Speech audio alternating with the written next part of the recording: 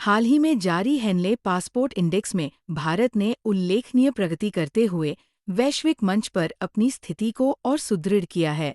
वर्ष 2025 के मध्य तक भारत ने इस सूचकांक में 85वें स्थान से छलांग लगाकर 77वें स्थान पर जगह बना ली है।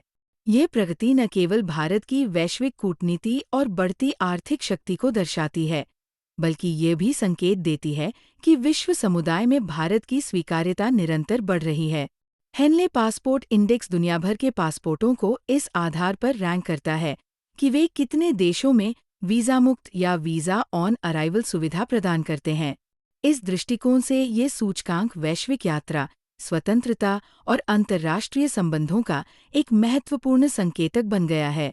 इस रिपोर्ट में उल्लेख किया गया है कि पारंपरिक रूप से शक्तिशाली माने जाने वाले देश जैसे अमेरिका और यूनाइटेड किंगडम अब रैंकिंग में नीचे की ओर खिसकते जा रहे हैं, जबकि भारत, सऊदी अरब जैसे उभरते राष्ट्र लगातार ऊपर की ओर बढ़ रहे हैं।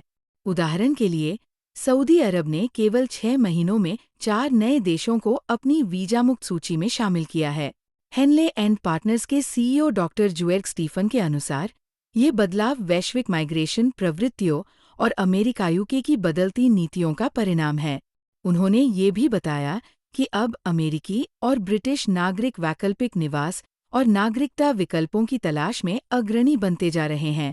इससे स्पष्ट होता है कि जैसे जैसे अमेरिका और ब्रिटेन अंतर्मुखी नीतियां अपना रहे हैं, उनके नागरिकों की वैश्विक पहुंच और सुरक्षा की चाहत और अधिक प्रबल हो रही है। वर्तमान में सिंगापुर का पासपोर्ट सबसे शक्तिशाली माना गया है, जिसके धारक दुनिया के 227 गंतव्यों में से 193 देशों में वीजा फ्री यात्रा कर सकते हैं। वहीं अफगानिस्तान का पासपोर्ट सबसे कमजोर बना हुआ है, जिसकी वीजा मुक्त पहुंच केवल 25 देशों तक सीमित है। इस संपूर्ण विश्लेषण से ये स्पष्ट होता है कि वैश्विक शक्ति संतुलन धीरे धीरे बदल रहा है।